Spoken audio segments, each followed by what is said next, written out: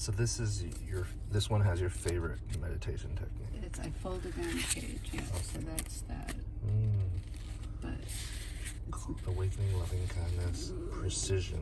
No, don't keep it. I want you to keep the book. I want you to have the book. Oh, thank you. I want you to think of me when you... I will. Tell me, Judy, tell me about Pema. Pema, my story with Pema was that Pfifferling, which I loved his name. I mean, as much as I've forgotten Pfifferling. Pfifferling, P-F. You can look him up. Anyway, he worked with... When was this?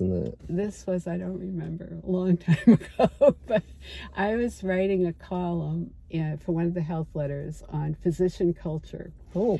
And he was working with impaired physicians. Washington, D.C., or is it San Fran? This was San Francisco. And so anyway, I got in touch with him, and he had a clinic for impaired physicians. So the anesthesiologists who were using fentanyl, that kind of thing. And he was really into, he had written I think he wrote a book, I'm not sure, but he would talk to me for hours about various and sundry things. And he talked a lot about the wounded healer. And the fact that some of the absolutely best physicians were, in fact, coming from a place of great pain, and that they were able to do what they did partly because they lived experience, understood what pain was. And so they were the most incredible physicians, he said, and he had such a lot of respect for physicians, and also at that point, medical education was pretty abusive. I think it has improved, but medical school was definitely going through the gauntlet. It's still relatively toxic in terms of its focus on overwork.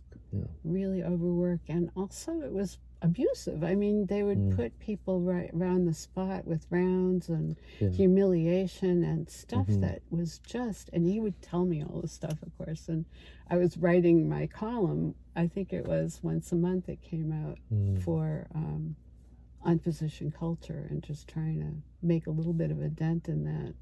I'd be so interested to see your column. Oh, me too. I don't have any idea where they are, but it was a while ago. Stop using abuse or humiliation to train your trainees. It doesn't help. It doesn't help. Absolutely, it doesn't. It was just creating so much misery. I think it's changed. It isn't as bad as it was. Many of the medical leaders I meet now are very kind and empathetic and understanding that that non-compassionate ways of instructing and facilitating are not sustainable and not effective. Well, that's one of the really good things. I remember he told me, because it was starting to change even then, about the increasing percentage of women who were becoming physicians, and he thought that changed the culture, was that there were so many more women in the practice. It used to be an old boys club, really. Yes, yeah. There are definitely still remnants of that, especially in some of the surgical fields.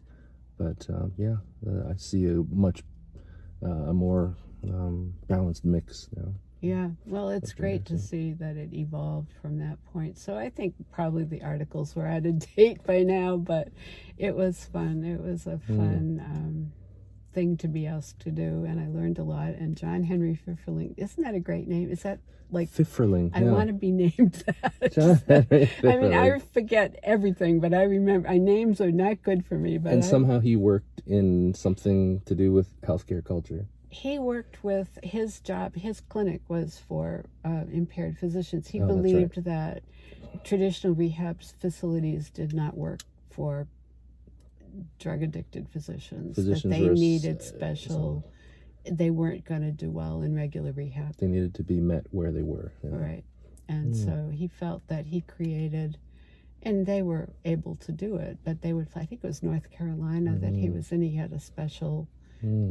facility, and there were enough of them so that he kept it going.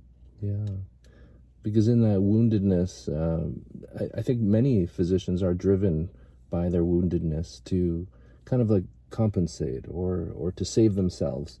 And in that motivation, they overwork in order to do that. And then you need to, when you overwork or when you're in pain, you need to put salves on of some type or numb yourself in some way. Oh yeah. Or have And some type also of the coping. availability. I mean, especially with the yes. anesthesiologist, it's there.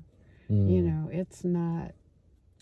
At least that's what he. You know, I learned all of this from him, but he said those are the ones that mostly get in trouble. But you know, it's a common thing.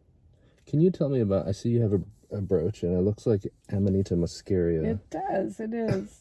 It's embroidered too, which is. Is that embroidered? I wanted to show the audience. Frankie, she'll be delighted. I'm gonna send her the. That's cute. Isn't It's great? embroidered. It's embroidered. It looked like that is such detailed embroidering. I know. Tell me about the mushroom. I love mushrooms. Mushrooms, fungi. Oh, you should see Fantastic Fungi. That's a It's on really Netflix. Amazing. I saw it. It's on my to-watch list. It's really amazing. And so fungi are not plants and they're not animals. They operate. I say fungi. Am I saying it wrong? Fungi? Or is it fungi? I think fungi works. Okay. And but anyway, they're magical. They have properties that are different than plants and different than animals, but they're something else. And the very ancient, we would not have the planet we have if it wasn't for fungi. Anyway, and they're beautiful. They're really beautiful. They're just amazing. And British Columbia has more of them than almost any place. It's just a lot. Pacific Northwest is where you want to be if you're absolutely, if you're a it's fungi wet. hunter.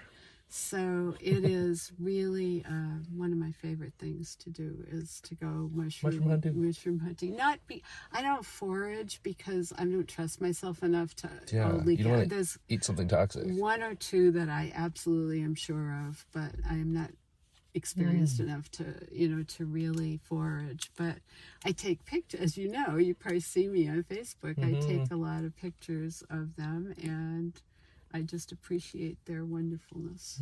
I should probably let you go, but I really want to thank you for this. This looks amazing. Oh, it's great. By my children, I'm gonna read it. A North Star for me.